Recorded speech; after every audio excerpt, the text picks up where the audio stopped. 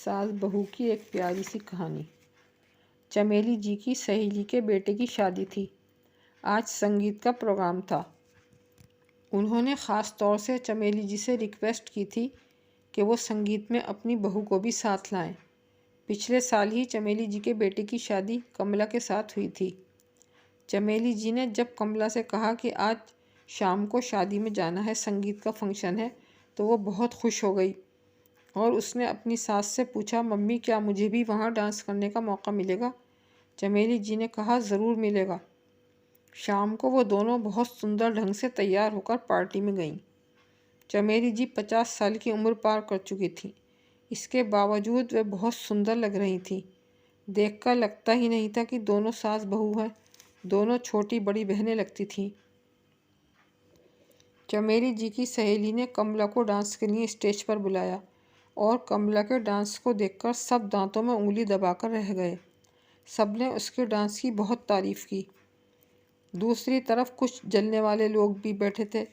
वो बातें बना रहे थे कि चमेली जी ने कमला को कितनी छूट दे रखी है।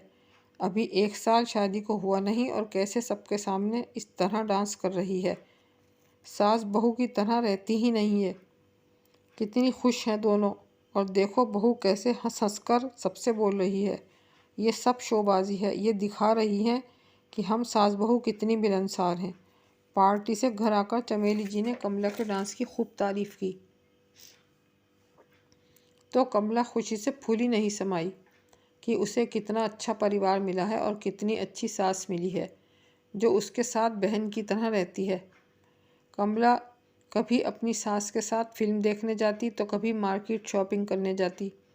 दोनों खुशी खुशी वक्त गुजार रही थीं। 1 साल बाद कमला प्रेग्नेंट हो गई। चमेली जी की खुशी का कोई ठिकाना नहीं था। वो दादी बनने वाली थी। उन्होंने पूरा वक्त बहू पर ध्यान दिया। फिर कमला के घर एक बेटी पैदा हुई। घर में रौनक आ गई। 1.25 महीना पूरा होने पर सास ने बहू को 1 महीने के लिए मायके भेज दिया ताकि वो वहाँ आराम कर सके। दोनों सास बहू मिलकर बच्ची की परवरिश करने लगी। दोनों बहुत खुश थीं। चमेली जी पोती का बहुत सा काम तो खुद ही करती थी। एक दिन चमेली जी की तबीयत ठीक नहीं थी। बुखार, खांसी और कमज़ोरी भी लग रही थी। कमला ने बच्ची को ससुर के पास छोड़ा और सास को लेकर हॉस्पिटल चली गई। वहाँ पूरा चेकअप कराया और दवा लेकर घर आकर कमला खाना बनाने में लग गई। वो खाना बना ही रही थी कि उसकी सहेली का फ़ोन आया। कमला ने बात करते हुए ये कहा कि अभी मैं अपनी सास को हॉस्पिटल से लेकर आई हूँ, बाद में बात करूँगी।